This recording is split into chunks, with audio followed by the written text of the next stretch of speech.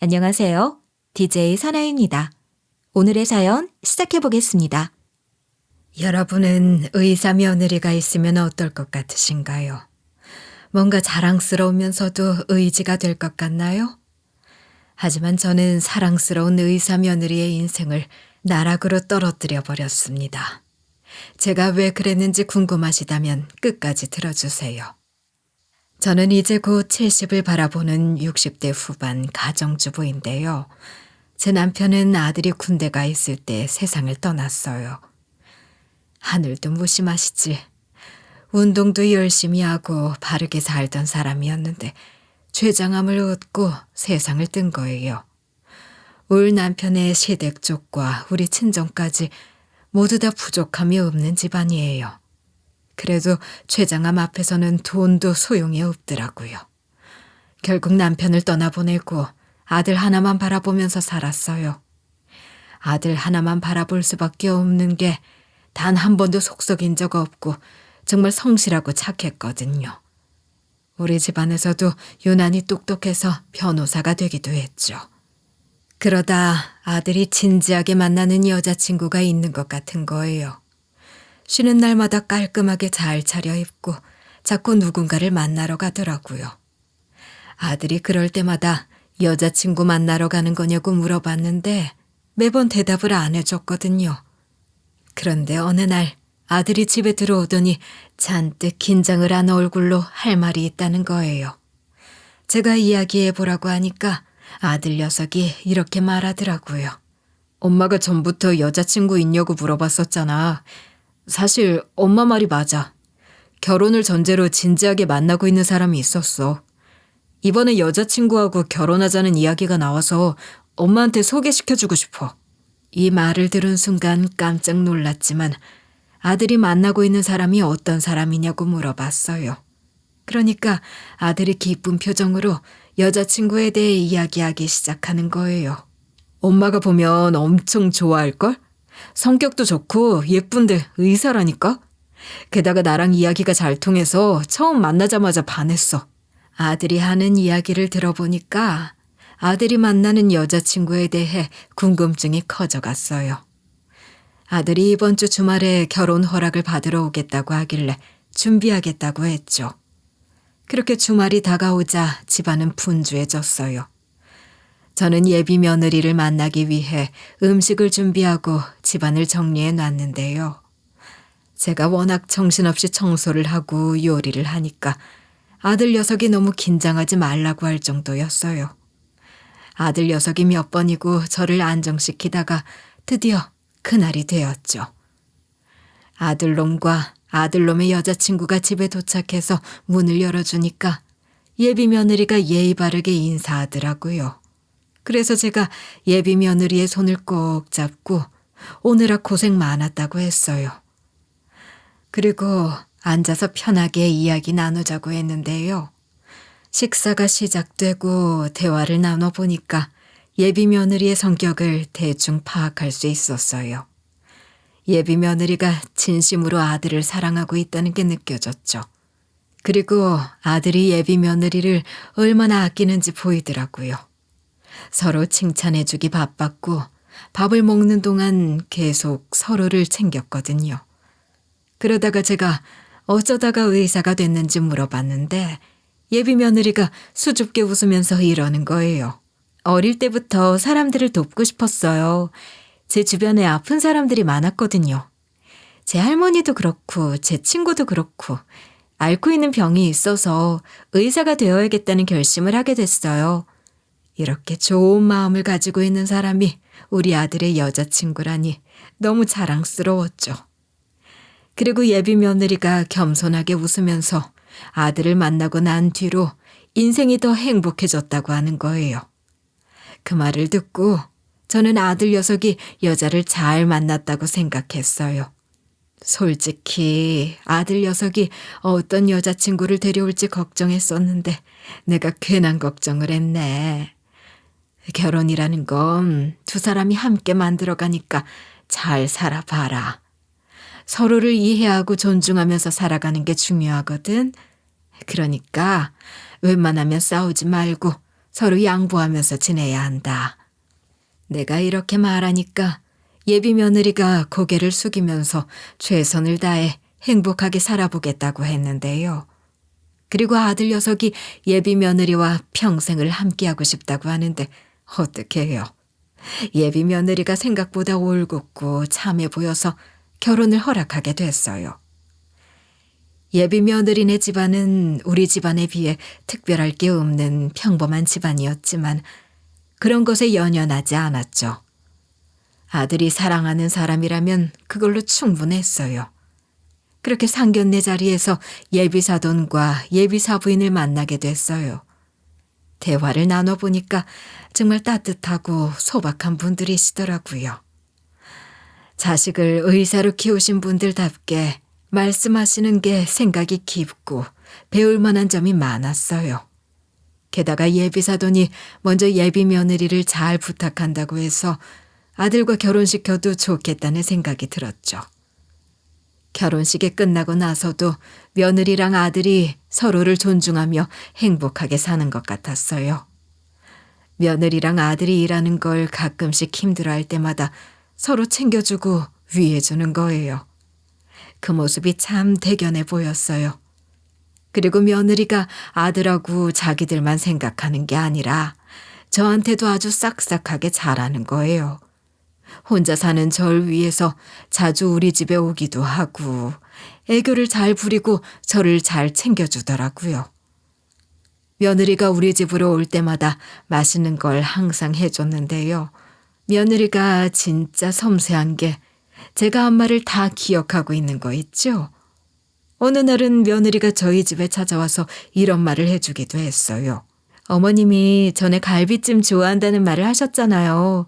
오늘은 그거 만들어 드릴게요. 갈비찜 만들 줄 아냐고요?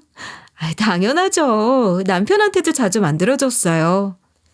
그래서 제가 며느리한테 갈비찜 좀 만들어 달라고 했거든요. 며느리가 부엌에서 갈비를 손질하고 양념을 만들기 시작해서 제가 가서 도와줬어요. 그러다 보니 자연스럽게 이런저런 이야기를 나누면서 친해졌는데요. 아들 어렸을 때 이야기도 하고 며느리는 남편이 얼마나 착하고 다정한지 칭찬을 하고 그랬죠. 그렇게 음식이 완성돼서 며느리랑 같이 식탁에 앉아서 갈비찜을 맛봤어요. 그런데 너무 맛있는 거예요. 며느리가 음식할 때 저는 식재료를 다듬거나 썰기만 했었거든요. 며느리 음식 솜씨가 생각보다 괜찮아서 제가 며느리에게 요리까지 잘할 줄 몰랐다고 했는데요. 그러니까 며느리가 너무 좋아하면서 이러는 거예요. 어머님이 맛있게 드시니까 행복하네요. 제가 앞으로 자주 해드릴게요. 어머님 집에 자주 놀러와서 해드릴 수도 있고 아니면 어머님이 저희 집에 오셔도 돼요. 며느리가 제가 오는 거면 언제든지 대환영이라고 하더라고요. 그렇게 밥을 먹고 나서 차 한잔하며 수다를 떨었어요. 그날만 그렇게 한 게 아니라 며느리가 종종 우리 집에 놀러와서 음식을 해주는 거예요. 며느리랑 나이 차이가 많이 나는데도 어쩔 땐 친구 같고 어쩔 땐 친딸 같고 편했어요. 맛있는 걸 나눠 먹으면서 며느리랑 이야기 나누는 게 소소한 재미가 되어버렸죠. 누가 맛있는 걸 선물해 주거나 길 가다가 신기한 음식, 새로운 음식을 보면 며느리랑 같이 먹으려고 놔두는 버릇이 생기기도 했어요. 그 후로 며느리랑 자주 전화하고 문자하면서 언제 오냐고 물어보고 어떻게 지내냐고 물어보고 그랬는데요. 아들보다 며느리가 안부 전화를 자주 하더라고요. 전 아들밖에 없어서 몰랐는데 이래서 다들 딸 낳고 싶어 하나 싶었죠. 게다가 며느리가 제 생일이나 명절, 크리스마스 같은 때 특별한 요리를 준비했다면서 저한테 음식을 그렇게 만들어주는 거예요. 의사 며느리가 이렇게 살갑다니 저 정말 복받은 사람이라고 생각했죠. 그리고 글쎄 며느리가 아들 둘을 낳았지 뭐예요. 며느리가 건강한 아이를 출산한 게 너무 기특한 거예요. 안 그래도 예쁜 며느리 무슨 선물을 줄까 고민하다가 산후조리하면서 고생하고 있는 며느리를 이렇게 북돋아주기도 했어요. 며느라, 안 그래도 여기저기 병원 옮겨 다니면서 페이닥터로 일하고 있다며. 내가 이참에 병원 지어줄게. 거기서 안정적으로 일하면서 경력도 쌓고 투자도 해보고 그래라. 실제로 이렇게 말한 뒤에 병원을 조금 크게 지어주었더니 며느리가 너무 좋아하더라고요. 그 후로 며느리가 한결같이 저한테 잘해서 하루하루가 참 행복했어요. 전 이제 걱정할 거리도 없고 행복하게 살 날만 있을 줄 알았는데요. 게다가 제가 다른 집보다 물질적으로 여유로운 편이라서 돈 걱정도 없었거든요. 그렇게 며느리랑 잘 지내고 아들하고도 무난하게 연락하고 지내니까 앞으로 살 날에 별 문제가 없을 거라고 생각했어요. 그런데 어느 날 며느리한테 전화가 왔는데 평소랑 다르게 엄청 화가 나 있는 거 있죠. 제가 무슨 일이냐고 물어보니까 며느리가 이런 이야기를 해줬어요. 어머님, 첫째랑 둘째가 어느 정도 커서 그런지 여간 말썽이 아니에요. 둘이 돌아가면서 사고를 치고 있어요. 큰애는 같은 반 애들 물건을 수시로 훔치고 작은애는 학교에서 싸움질을 했대요. 그 당시에 큰애가 중2이고 작은애는 초6이었을 거예요. 작은애가 싸운 건 그렇다 쳐도 우리 집이 부족함이 없는 집인데 큰애가 도둑질을 했다는 거예요. 그 말을 들은 순간 며느리가 병원 일하느라 바빠서 애들한테 신경을 못 써주고 있나 싶더라고요. 아들 녀석도 바쁜 시기에는 정말 정신없거든요. 제가 전화하면 아들 녀석이 빨리 전화 끊어야 한다고 말한 적이 많이 있었어요. 어디서 들었는데 다른 건 몰라도 도벽에 있는 이유가 결핍이 있어서 그렇대요. 작은 애도 그렇고 큰 애도 그렇고 부모가 바빠서 애정을 못 주고 챙겨주질 않으니 애들이 그렇게 삐뚤어진 것 같았어요. 그래서 제가 며느리한테 전화로 그랬죠. 너랑 아들이 병원 일이랑 로펌 업무 때문에 바쁘니까 내가 애들을 챙겨줄게. 애들이 사고 치면 내가 가볼 테니까 나한테 전화 달라고 학교 선생님들한테 내 연락처를 좀 알려주어라. 제가 이러니까 며느리가 감동받은 눈치였어요. 그전까지는 씩씩대고 있다가 바로 목소리를 바꾸면서 이러더라고요.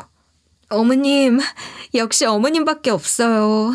안 그래도 일이 많아서 난감했거든요. 친정엄마도 몸이 안 좋으셔서 봐줄 수 없는 상황이라 어떻게 해야 할까 싶었는데 정말 감사해요. 며느리가 이러길래 애들 문제는 같이 해결해 보자고 했었거든요. 그 후로 며느리가 학교 선생님한테 제 연락처를 알려줬나 봐요. 모르는 번호로 전화가 온 거예요. 전화를 받아보니까 전화를 건 상대방이 이러더라고요. 안녕하세요. 진영이 할머니 맞으신가요? 저 진영이 학교 선생님입니다. 진영이 어머님이 연락처를 알려주셔서 이렇게 연락드려요. 진영이 도벽 문제로 말씀드릴 게 있는데 학교 좀 와주실 수 있나요? 선생님이 이러시길래 제가 학교에 가서 선생님이랑 이야기를 나눴는데요. 선생님이 그날 이런 말씀을 해주시는 거예요. 애가 사고치면 잘 타이르고 교육시켜야 하는데 부모님 역할을 해주는 사람이 없는 것 같아요. 진영이가 부모님이 관심을 안 주고 일만 하니까 나름 서운한 게 있는 것 같고 그래서 사고를 치는 것 같더라고요. 저도 그 생각을 하고 있었어서 바로 고개를 끄덕였죠. 선생님께 그 자리에서 이런 식으로 대답하기도 했었는데요. 네, 안 그래도 저도 그런 생각을 하고 있었거든요. 아들이랑 며느리가 워낙 바빠서 애들 돌볼 시간이 없는 것 같아요. 앞으로 할머니인 제가 신경을 좀 써볼게요.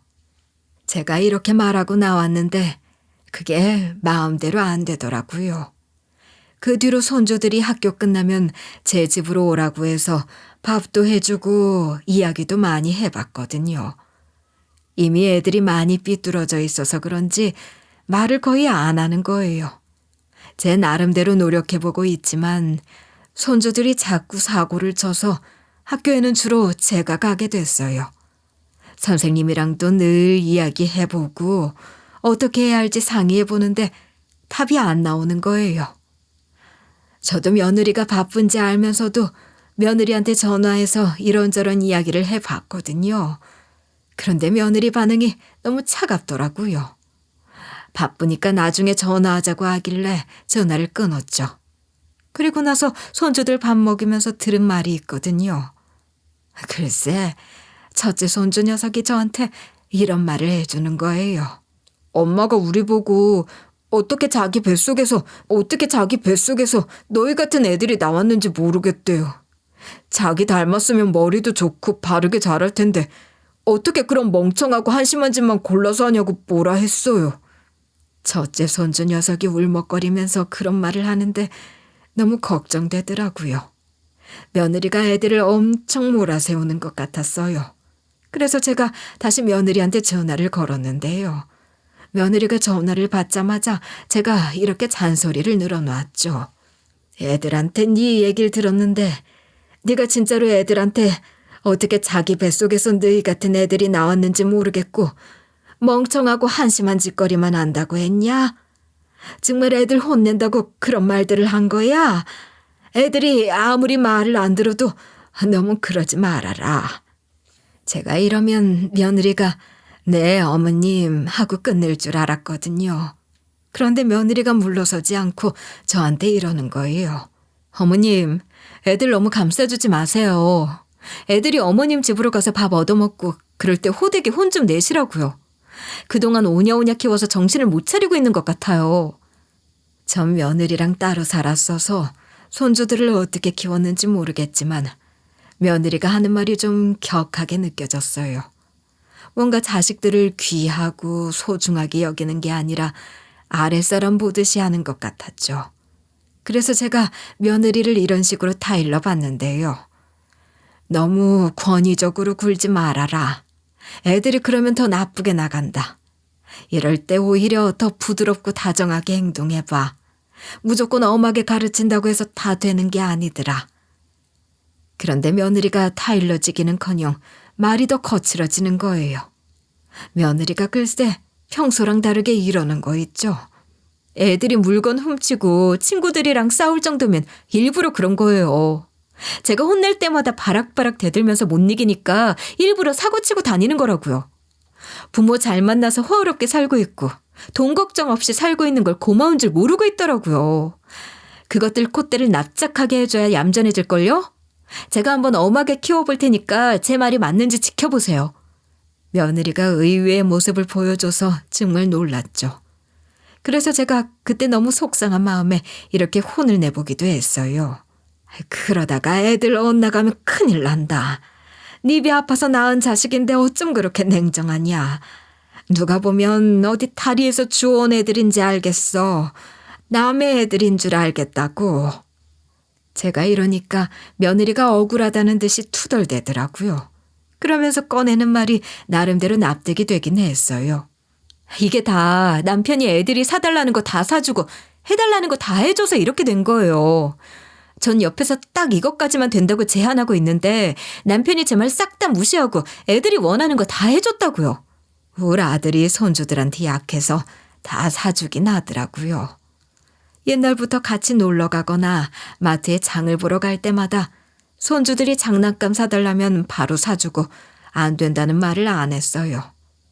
그때는 어리니까 장난감도 한때려니 했는데 아직도 비싼 게임기, 비싼 컴퓨터를 매번 사달라고 하고 아들은 그걸 또 바로 사주는 거예요. 그 당시에 저도 사달라고 하는 거 다 사주다가 애들 버릇 나빠진다는 말을 한 적이 있었어요. 그거 생각하니까 저도 할 말이 없었죠. 그러니까 며느리가 제가 조용히 있는 걸 듣고 이러는 거예요. 어머님도 알고 계시죠? 남편이 그러는 거 여러 번 보셨잖아요. 어머님은 같이 안 사셔서 가끔 보셨지만 전 그 모습을 매번 봤다고요. 어머님도 제 말이 맞다고 생각하지 않으세요? 며느리가 이러니까 며느리 신경이 곤두선 것도 이해가 갔어요. 며느리 눈에는 애들이 버릇없어진 게 보이니까 이러는 거겠죠. 그래서 일단은 며느리에게 이런 식으로 말해뒀었는데요. 알겠다. 너도 무슨 생각이 있고 사정이 있으니까 이런 부분에서 엄해진 거겠지. 일단 내가 자식 키워봤고 경험한 게 많이 있으니까 손주들이랑 잘 이야기해 볼게. 그렇게 말하고 전화를 끊었는데 이미 비뚤어진 애들 마음 다잡는 게 쉽지 않더라고요. 그러던 어느 날 청천벽력 같은 소식이 들려왔어요. 아들 사무실에서 일하고 있는 사무장한테 전화가 온 거예요. 무심코 전화를 받아보니 사무장이 이러는 거 있죠. 어머님, 김 변호사님이 교통사고를 당해서 지금 병원에 와 있습니다. 사모님이랑 같이 얼른 와보셔야 할 것 같아요. 이 전화를 받고 심장이 쿵 하고 내려앉는 것 같았지만 정신을 차리려고 노력했어요. 일단 사무장한테 어디 병원이냐고 물어봤는데요. 사무장이 어디 병원인지 알려줘서 그 다음엔 며느리한테 전화를 걸었어요. 며느리도 제 전화를 받고 당연히 놀랐죠. 또 저희 집이랑 아들네랑 거리가 가깝거든요. 며느리가 급하게 차를 몰고 와서 며느리 차를 타고 사무장이 알려준 병원으로 달려갔어요. 아들과 함께 차를 타고 이동하던 사무장은 그나마 괜찮았는데 아들은 아니었어요. 하필이면 자동차가 부딪혔을 때 아들이 있는 쪽으로 부딪혔다는 거예요. 아들이 의식불명 상태라고 해서 온 세상이 무너져 버리는 것 같았죠. 그런데 시간이 한참 흐른 뒤에 아들 녀석이 기적적으로 의식을 되찾았거든요. 전 이제 아들이 건강만 회복하면 예전처럼 지내게 될 줄 알았는데 전혀 아니었어요. 의사 선생님이 아들 상태를 보더니 이러시는 거예요. 저희가 검진해 본 결과 환자분의 지능이 5세 정도가 되어버렸습니다. 더 이상 저희 병원에서 해드릴 게 없으니까 퇴원하시는 편이 나을 것 같네요. 그렇게 똑똑했던 변호사 아들이 5살이 되어버렸다니 정말 믿겨지지가 않았죠. 일단 의사 선생님께서 진단해 주신 대로 퇴원 절차를 밟았는데요.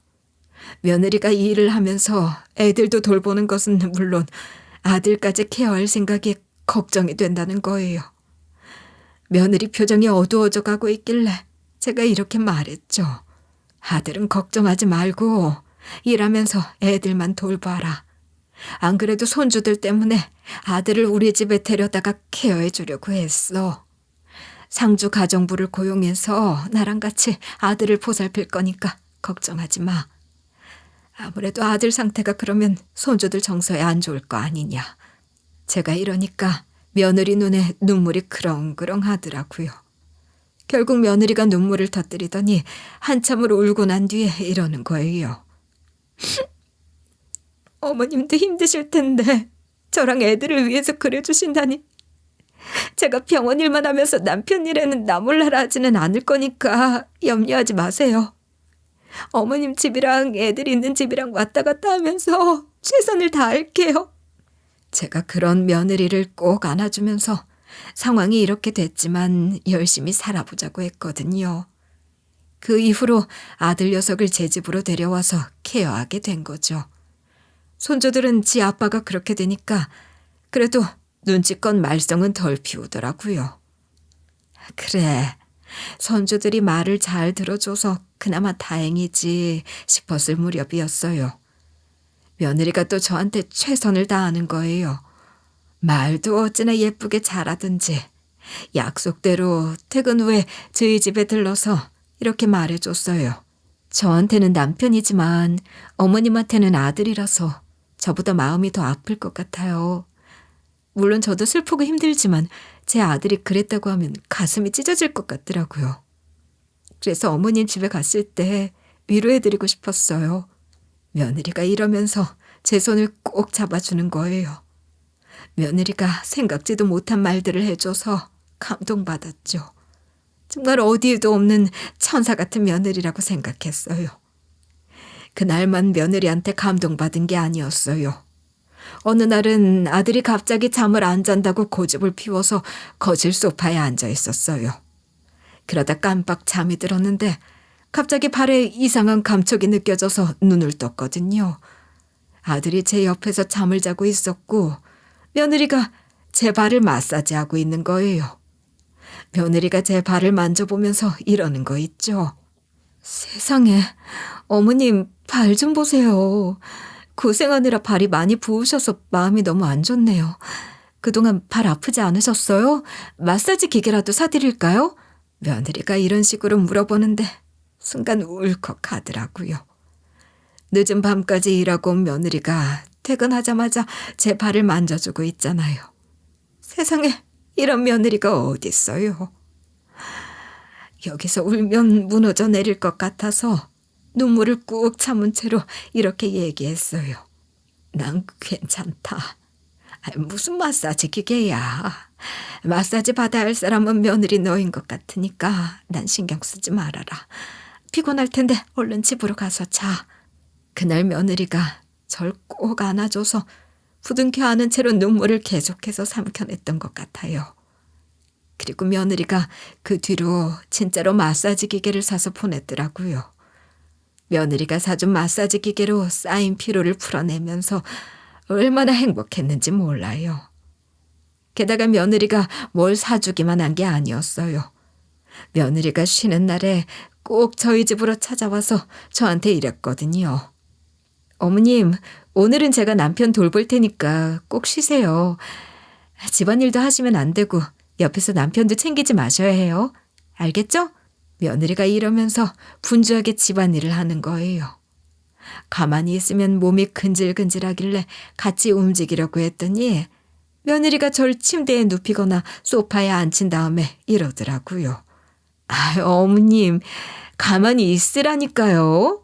어머님이 그동안 고생하셨으니까 좀 쉬셔야죠. 자꾸 이러시면 밖에 있다가 오시라고 할 거예요.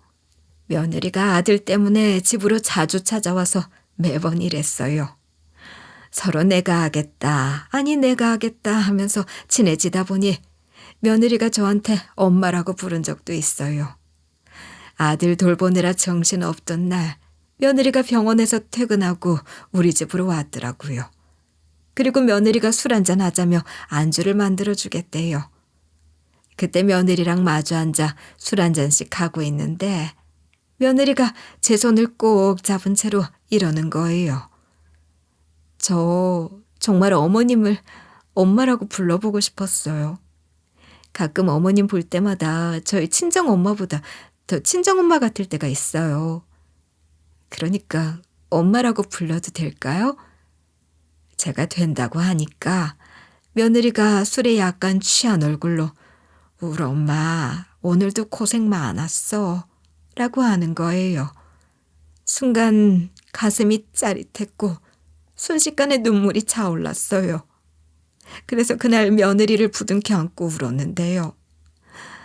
우리가 진짜 고생 많다고, 진짜 이런 고난이 따로 없다고 말하면서 술잔을 부딪혔어요. 솔직히 며느리가 있으니까 버틸만 했죠. 저 혼자였으면 어쩌지도 못했을 거예요. 그렇게 지낸 지 2년 정도가 흘렀을 때였어요. 이 삶도 익숙해질 무렵 몸에 이상이 느껴져서 며느리와 점심을 좀 먹고 검사도 할 겸 며느리 병원을 찾아갔어요. 그리고 검사를 받은 다음에 며느리를 만났죠. 며느리가 저를 보자마자 이런 식으로 잔소리를 하더라고요. 그렇게 병원 좀 오시라고 했는데 이제야 오세요? 어머님 나이 때면 정기적으로 검진을 받으셔야 해요. 이렇게 건강 안 챙기다가 병이 아주 나중에 발견된다니까요? 며느리가 이러길래 저는 오히려 친딸 같고 좋았는데요. 며느리가 이제 제 검사 결과 좀 보자고 하면서 차트를 쭉 살펴봤거든요. 그런데 며느리가 너무 당황스러워하는 거예요. 갑자기 이것저것 검사를 해보자고 하더라고요. 며느리 말대로 검사를 받아본 다음에 다시 병원에 가봤더니 며느리가 이러는 거예요. 아무리 살펴봐도 어머님이 갑상선 암에 걸리신 것 같아요. 설마 했는데 우리 어머님만큼은 아닐 거라고 생각했는데 세상에 어쩜 이럴 수 있죠? 그것도 상태를 보아하니 말기인 것 같은데 이제 우리 어머님 어떡해요? 며느리가 이러면서 울고 불고 하길래 저도 당황스러웠지만 눈물이 쏙 들어가더라고요. 제가 아프다는 실감이 안 나기도 해서 일단 며느리를 이런 식으로 달래봤어요. 아이고, 아픈 사람은 난데 네가 왜 이렇게 우는 거냐. 난 괜찮다. 일단 난 지금 괜찮으니까 울지 말아라. 이러지 말고 점심 먹으러 갈까? 우리 며느라가가 좋아하는 음식으로 먹게. 이러고 나서 잠깐 화장실에 들리겠다고 했는데요. 며느리 앞에서는 괜찮은 척 연기를 했지만 실제로 괜찮지는 않았거든요. 남편은 췌장암, 아들은 사고로 5살이 되고 저까지 이렇게 되다니. 세상에 너무 억울해서 눈물이 다 나더라고요. 그래서 화장실 칸 안에서 숨 죽여가며 울고 있는데 간호사들 목소리가 들리는 거예요. 글쎄, 간호사 한 명이 갑자기 이렇게 말하는 거 있죠. 최 원장님 무섭더라. 그 시모만 불쌍하지. 최 원장님이 어머님 하시던 분 시어머니 맞지? 최 원장님이 시모랑 같이 있을 땐 그렇게 울고불고 하더니 시모가 진료실에서 나가자마자 갑자기 표정이 싹 변하면서 씩 웃더라. 게다가 이미 간호사들 사이에서 소름 끼치는 소문이 돌고 있다는 거예요. 다른 간호사가 이런 말을 해주면서 둘이서 수근거리고 있더라고요. 원장님이 남편분 말고 다른 남자를 만나는 것 같더라. 어떤 남자랑 차 타고 가는 걸 봤어. 어떤 남자랑 자기야 하면서 통화하는 거 들은 적도 있다니까. 간호사들이 하는 말을 다 듣고 나니 머릿속에서 퍼즐이 맞춰졌어요. 며느리한테 저 몰래 만나는 남자가 있고 병원은 제 거잖아요. 그런데 제가 죽으면 지능이 낮은 아들보다 며느리한테 건물을 남겨줄 거라고 생각한 거죠. 하지만 저는 며느리에게 뭔가를 따질 수는 없었어요. 간호사들이 말한 게 단순한 소문일 수도 있고 또 제가 녹음을 하고 있었던 것도 아니잖아요. 며느리가 바람을 피우고 있고 제 명의로 된 병원을 노리고 있다는 증거가 없었거든요. 그래서 앞으로 어떻게 해야 할까 머리를 막 굴려봤죠. 그때 마침 간호사들이 화장실을 나갔길래 주변이 싹 조용해졌을 때 나와서 집으로 돌아갔어요. 그리고 나서 상주하고 있는 가정부에게 이런 식으로 말해봤는데요. 오늘 며느리가 아는 병원에 갔거든. 근데 화장실에서 간호사들이 며느리 뒷담을 그렇게 하더라. 며느리가 내 앞에서 착한 척 연기를 하고 있고 나 몰래 바람을 피우고 있었대. 이 소문이 진실인지 알아내고 며느리 이것의 정체를 다 까발리려면 어떻게 해야 할까? 제가 이렇게 말하니까 상주 가정부가 진지하게 같이 고민해 주더라고요. 상주 가정부가 조금 젊은 편이었고 믿을 만한 사람이었거든요. 그렇게 한참 동안 논의했더니 가정부가 이런 말을 해주더라고요. 원장님, 차 블랙박스 파일을 뒤져보면 될 것 같은데요? 뭔가 나올 것 같지 않아요? 간호사들 말대로 원장님이 진짜로 바람을 피우고 계시는 거면 차도 같이 타고 다녔을 거 아니에요. 가정부 말을 들어보니 일리가 있는 거예요. 그래서 제가 며느리를 만날 핑계를 대고 병원에 또 방문했는데요. 며느리 병원은 환자들을 위해 발레 서비스를 제공하고 있거든요. 병원에 가자마자 주최 요원에게 가서 이렇게 이야기해 봤는데요. 여기 병원에서 일하는 최 원장님 알고 계시죠? 내가 그 최 원장 시어머니고 이 병원이 제 명의로 된 병원인 거 아실 것 같은데 며느리 찾게 좀 주세요. 제가 그동안 며느리를 보러 자주 갔었고 제 명의로 된 병원이니까 주차 요원이 절 알아보더라고요. 주차 요원이 며느리랑 제가 고부 사이인 걸 아니까 순순히 차키를 넘겨줬어요.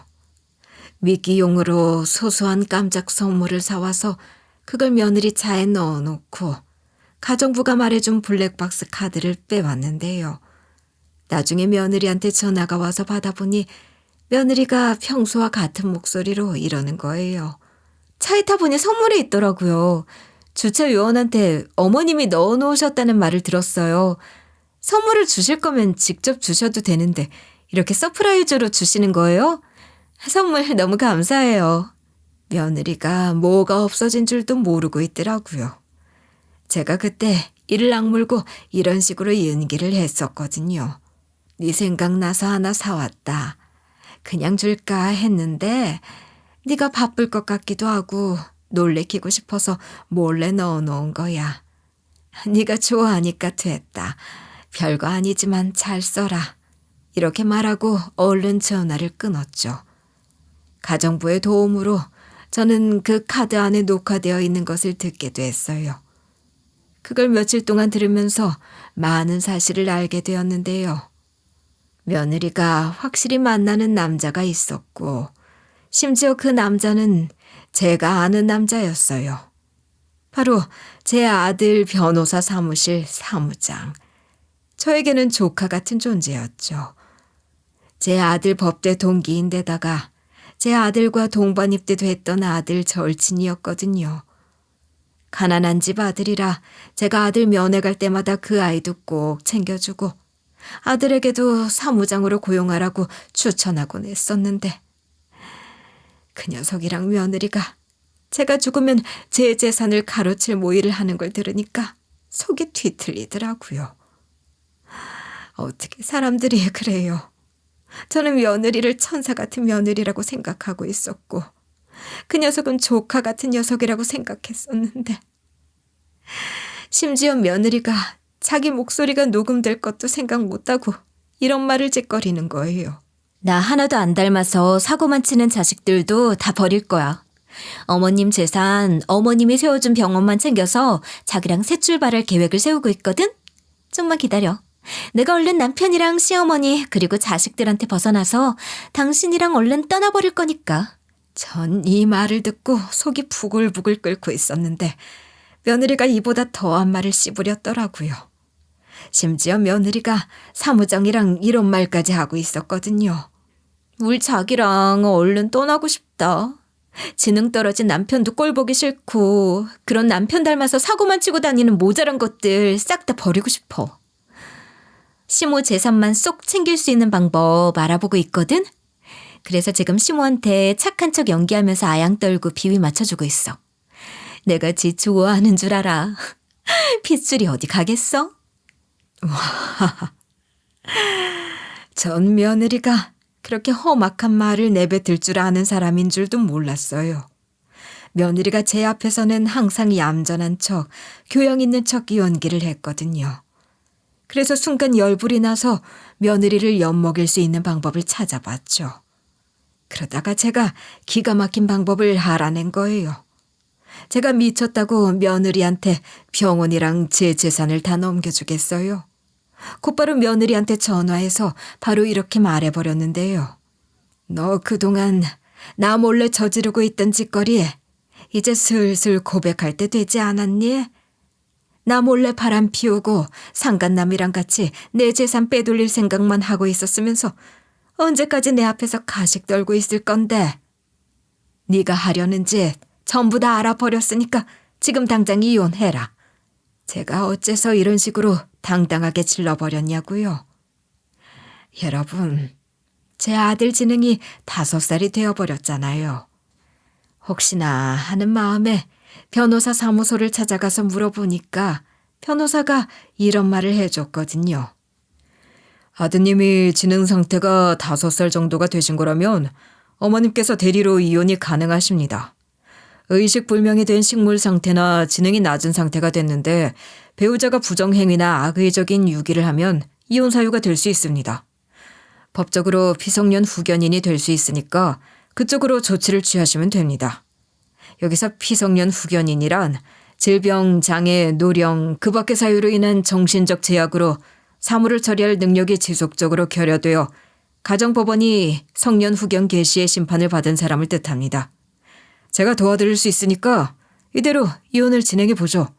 변호사가 그렇게 말해줘서 피성년 후견인을 대신해서 며느리를 상대로 재판상 이혼을 청구하기로 한 거예요.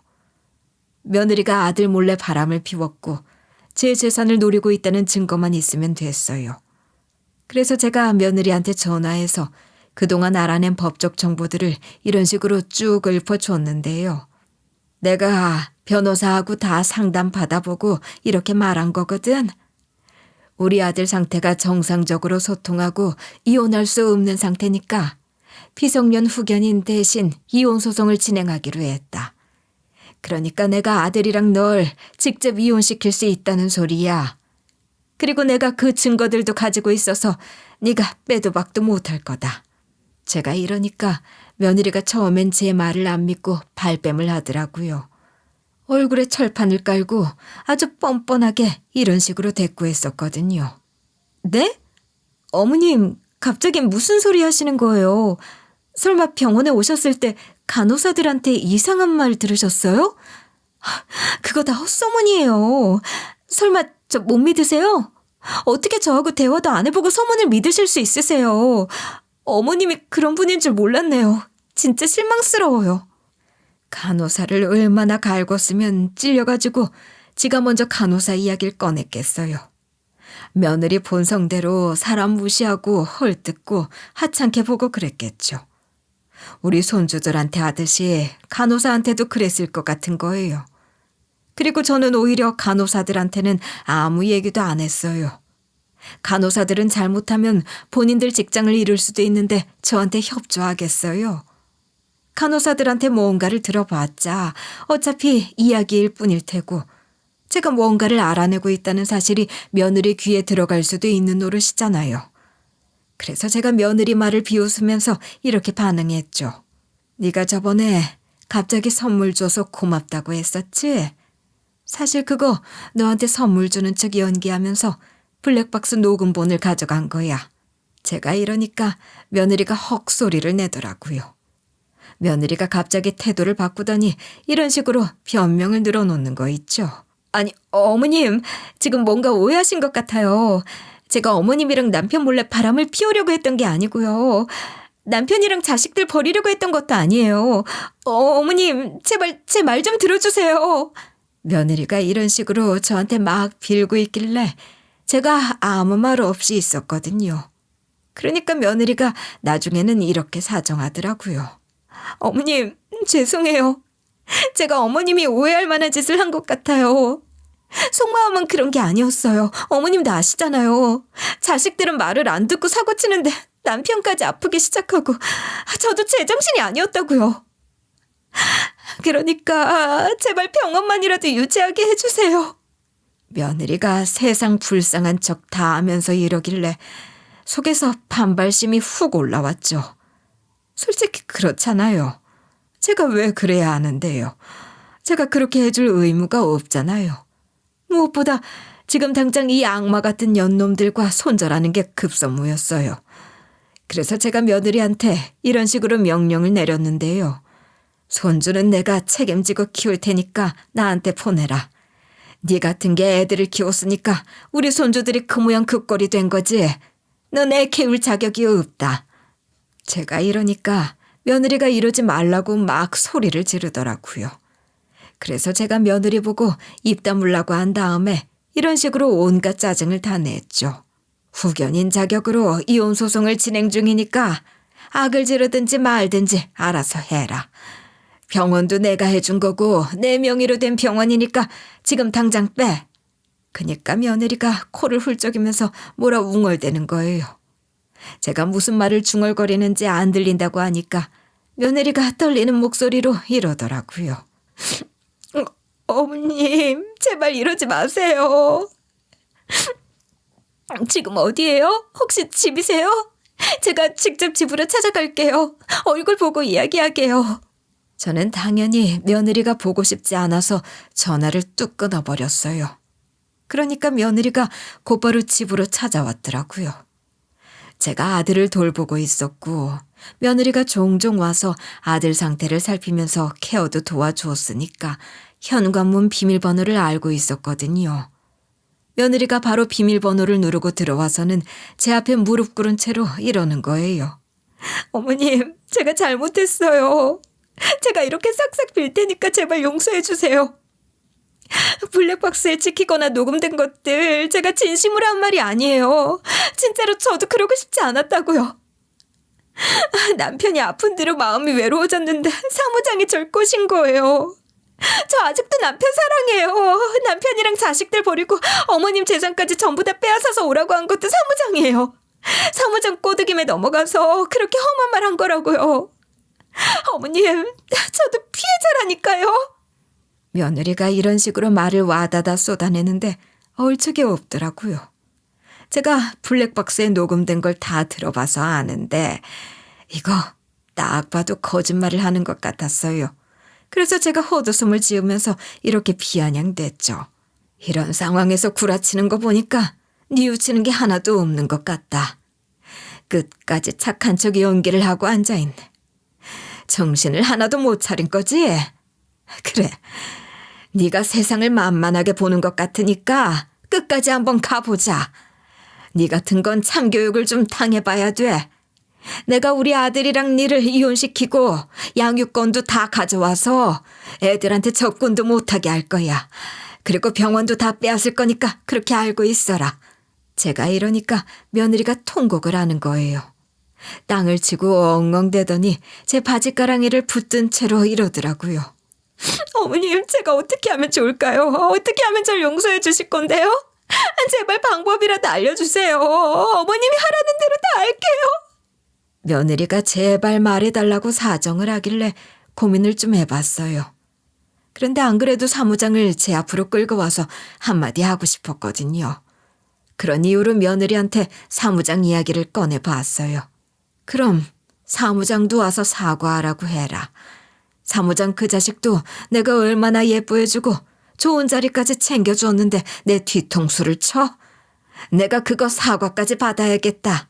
며느리가 제 말을 듣고 바로 핸드폰을 꺼내더라고요. 그리고 사무장한테 전화를 걸어서 이렇게 말하는 걸 지켜보고 있었어요. 야, 너 지금 어디야? 지금 어머님이 당신 사과도 받아야겠다고 하셨으니까 당장 올라와. 달려와야 돼. 늦장 부리면 안 돼? 며느리가 이러고 전화를 끊은 지 얼마 안 됐는데 곧바로 초인종 소리가 들리는 거예요. 제가 문을 열어주었는데 사무장이었어요. 마치 기다린 사람처럼 거의 5분 만에 왔더라고요. 제가 문을 열어주자마자 사무장이 넙죽 엎드리면서 이랬는데요. 멀쩡한 가정에 무리를 일으켜서 죄송합니다. 제가 속이려고 했던 건 아닙니다. 제가 잠시 미쳤나 봅니다. 그동안 본 세월이 있으니 제발 한 번만 봐주세요. 사무장이 벌벌 떨면서 사과를 하는데 제 귀에 꽂히지를 않는 거예요. 대신 다른 게 꽂혀서 제가 사무장이랑 며느리를 이런 식으로 떠봤죠. 왜 이렇게 빨리 왔어? 우리 아들 몰래 둘이 사귀는 사이잖아. 설마 사무장이 며느리를 여기까지 데려다 준 거야? 상간남 주제에 아주 당당하네. 제가 이러니까 며느리가 대답을 못하는 거예요. 그래서 그 년놈들을 위아래로 훑어보면서 이렇게 말해버렸어요. 네 둘이 아주 똑같은 것들이야. 여기 올라오기 전에 불쌍한 척 하자고 했겠지. 안 봐도 비디오다.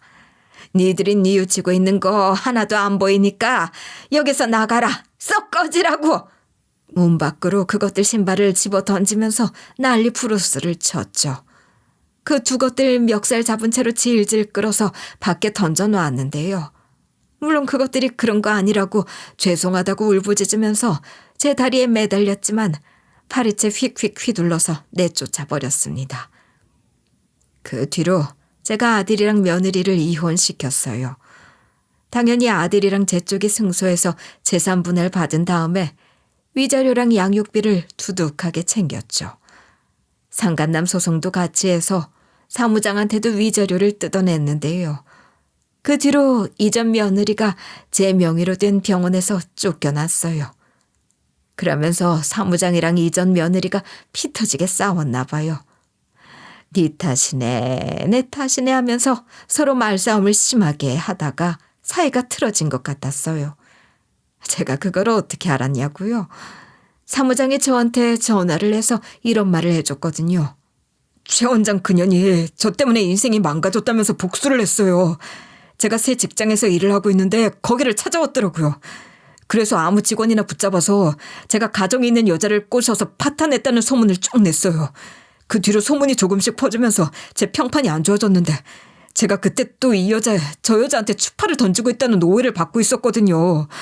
그거랑 겹쳐져서 직장에서 잘렸어요. 사무장이 이런 식으로 구구절절 설명을 해주면서 도와달래요. 잔뜩 흥분한 채 며느리가 이랬다면서 이런 부탁을 하더라고요.